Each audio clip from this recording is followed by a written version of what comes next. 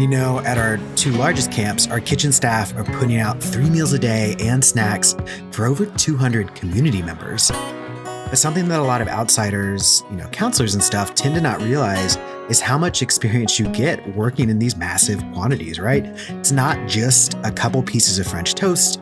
It is racks and racks of French toast, so many that you have to find multiple ovens to put it all in. And part of the experience you get out of working in some of our kitchens is just how to make great meals at scale, right?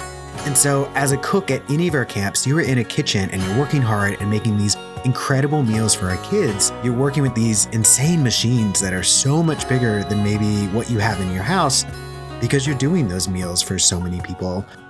And cooking here means you gain unique experience cooking handmade from scratch stuff, but in larger quantities. There's no warmed over kind of frozen food here.